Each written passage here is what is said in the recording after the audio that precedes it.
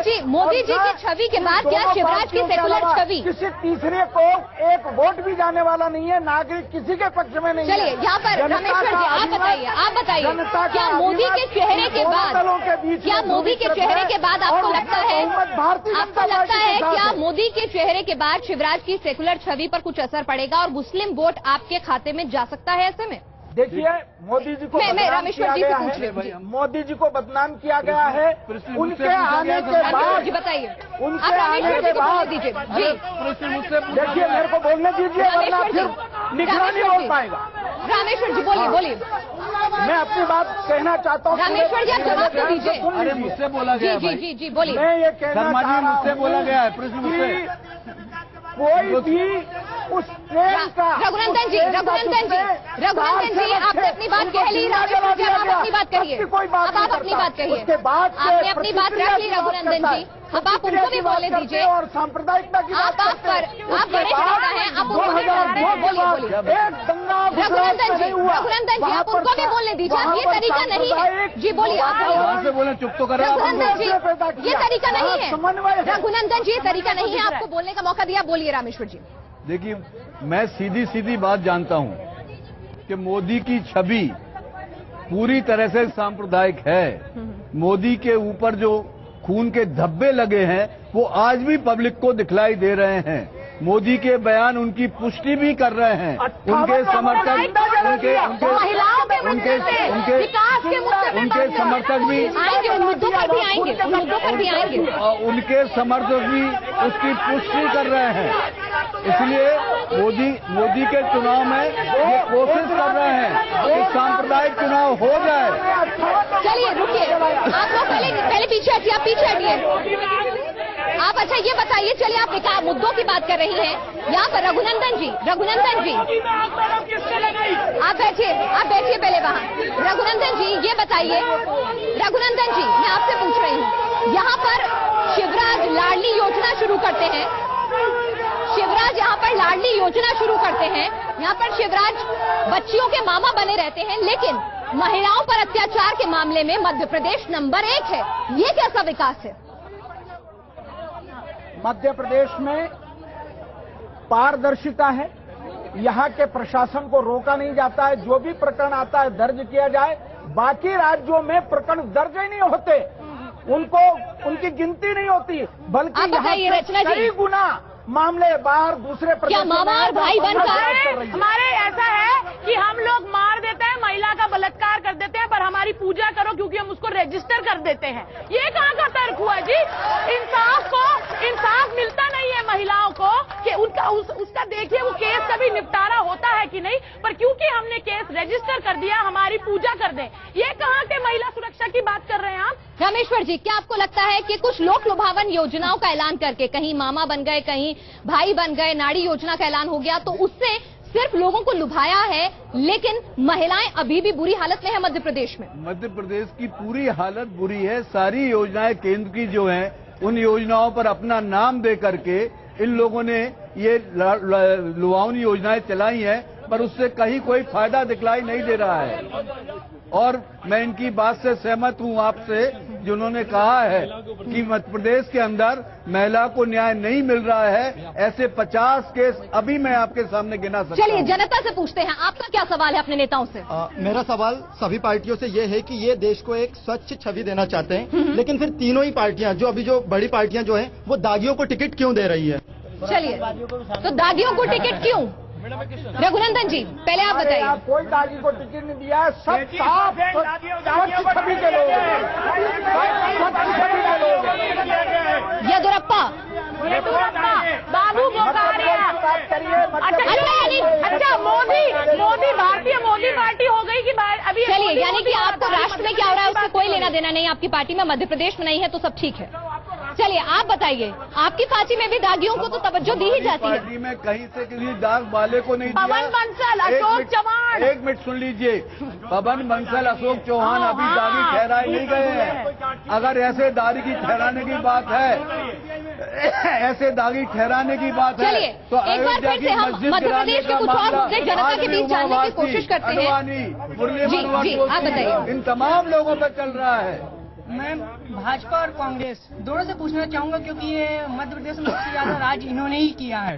तो मेरा क्वेश्चन ये है कि आप भारत निर्माण की बात करते हैं, आप इंडियन साइनिंग की बात करते हैं, लेकिन आम आदमी पार्टी आम अधिकार की बात करती है। लेकिन मैं आम आदमी पार्टी, जी हाँ आप सुन लीजिए पूरा, आम आदमी पार्टी को 49 दिन, क्योंकि कहा जाता है दिल्ली में पूरे भारत के विद्वान लोग रहते हैं, विद्वानों को आपने सेवा नहीं दे पाई, तो आप एक आम किसान को आप कैसे सेवा दे पाएंगे? आप भी कैसे आम नेता विश्वास करें? पहला मौका खो दिया तो आगे के मौके क्यों दिए जाएं?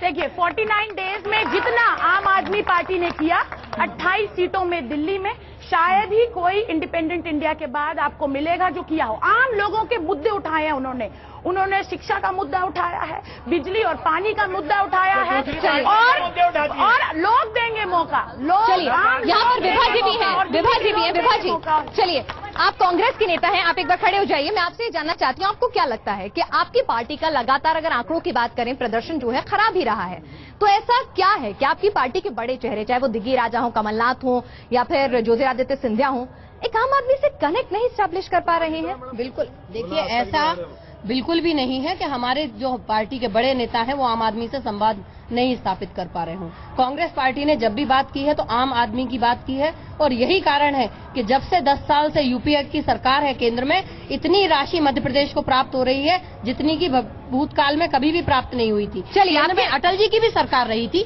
योजनाएं उस समय भी मध्य प्रदेश को प्राप्त हो सकती थी, लेकिन उस समय, मैं यहाँ आज पूरी जिम्मेदारी से ये कहना चाहती हूँ कि उस समय जो योजनाएं बनना चाहिए थी, वो एक पैसे की भी योजना मध्य प्रदेश को प्राप्त नहीं हुई। और आज जो यहाँ पर दीपक जी भी हैं, दीपक जी पूरा केंद्र, आप बताइए मुझे, क्या आप विभा जी की इस बात से सहमत हैं? अगर वाकई में नेता इतने अच्छे हैं, बड़े नेता जो चेहरे हैं, तो क्यों कांग्रेस पिछड़ रही है? एक विरोधी की नजर से पूछूं तो देखिए, कांग्रेस पार्टी का मध्य प्रदेश में पूरी तरह आधार खत्म हो चुका है। जैसा आपने पहले कहा, मध्य प्रदेश में कांग्रेस पार्टी 6 गुटों में बटी हुई है। दिग्विजय सिंह जी कमलनाथ जी को नहीं पहचानते। राहुल गांधी आए थे पिछले अप्रैल में, और एक बार उन्होंने 6 गुटों के नेताओं को कोशिश की थी कि एक बार एक शो करवा दें। पहली बार उन्होंने प्रेस के सामने पेश किया, 2 महीने बाद दूसरी बार पेश किया, लेकिन विधानसभा चुनाव हारने के बाद आज भी 6 नेता कभी मिले नहीं है, चाय पे भी नहीं मिले। यहाँ पर रामेश्वर जी, मैं आपसे सवाल पूछती हूँ। यहाँ पर ये बताइए कि आपकी पार्टी के कुछ बड़े नेता भी पार्टी छोड़कर जा रहे हैं। भिंड से जो आपके उम्मीदवार थे, उन्होंने भी बीजेपी ज्वाइन कर ली है। अगर पार्टी में सब कुछ ठीक है तो ऐसा क्यों हो रहा है? कोई बड़ा नेता छोड़ के नहीं जा रहे हैं। ये पार्टी जो है भारतीय जनता पार्टी, नहीं, मैं आपको बता देती हूँ, भिंड में आपके जो उम्मीदवार थे उन्होंने भी पार्टी बदल ली है, ठीक है? हमारी पार्टी के नहीं, वो 5 बार बीजेपी से सांसद रहे रमेश तोमर जी, अभी राय प्रताप भी पार्टी बदल चुके हैं, साथ ही संजय पाठक भी। उसके तो बाद क्या वजह क्या है? क्यों नहीं मध्य प्रदेश में लोग कांग्रेस के साथ जुड़ना चाह रहे हैं? उनको खरीदा जा रहा है, उन पर दबाव डाला जा रहा है, उनकी खनिज की जा रही है, उनको प्रताड़ित किया जा रहा है, उन पर मुकदमे चलाए जा रहे हैं। जिनको टिकट दिया वो बोलिए आप बोलिए। रघुनंदन जी, आप अपनी बात पूरी कीजिए, आपको जनता सुन पा रही है। जिनको टिकट दिया वो कांग्रेस छोड़ करके भारतीय जनता पार्टी में आ गए। जो विधायक हैं वो छोड़ करके आ गए, जो सांसद हैं वो छोड़ करके भारतीय जनता पार्टी में आ गए। और यही नहीं, विधायक दल के उपनेता रहते हुए भी कांग्रेस के नेता अपनी पार्टी छोड़कर भारतीय जनता पार्टी में आ रहे हैं। इसका अर्थ है कि मध्य प्रदेश में भारतीय जनता पार्टी एक निर्माण का और विकास का बेमिसाल काम कर रही है। रामेश्वर जी, क्या लगता है आपको, यहाँ पर आप कितनी सीटें ला पाएंगे अगर सब कुछ ठीक ठाक है घर के भीतर भी और देश में भी? देखिए, मध्य प्रदेश के अंदर और देश के अंदर चौंकाने वाले रिजल्ट आएंगे। इतना जो प्रचार, विधानसभा के नतीजे से पलट रिजल्ट आएंगे। विधानसभा में 65 सीटें भी नहीं निकाल पाया। हम वो नहीं है, सुनिए, हम वो नहीं है जो आज डिक्लेयर कर रहे हैं कि चुनाव के पहले ही रिजल्ट आ गया है। तो चुनाव कराने की जरूरत क्या रही है? इनके नेता जो प्रधानमंत्री को उम्मीदवार है वो कह रहे चुनाव के पहले ही रिजल्ट आ गया है। मध्य प्रदेश में खाता खुलेगा, मध्य प्रदेश में खाता खुलेगा, बिल्कुल खाता खुलेगा। आम इंसान तंग आ चुका है इस प्रदेश में, इस शहर में जो भ्रष्टाचार हो रहा है, जो महिलाओं की स्थिति है, जो स्वास्थ्य की स्थिति है, जो शिक्षा की स्थिति है। बिल्कुल आम लोग आम आदमी पार्टी के प्रतिनिधियों को चुनेंगे। रघुनंदन जी, कैसा नतीजा आएगा? मोदी की छवि काम करेगी या फिर सेकुलर शिवराज पर हावी हो जाएगी? प्रधानमंत्री बना दिया। पहले सवाल के जवाब में ये बात बहुत स्पष्ट कह चुका हूं कि मध्य प्रदेश में दो दलों के बीच में जनता का ध्रुवीकरण हो गया है और जनता ने 2/3 सीटें देकर मध्य प्रदेश में उस परिणाम को और अपने अभिमत को उजागर कर दिया।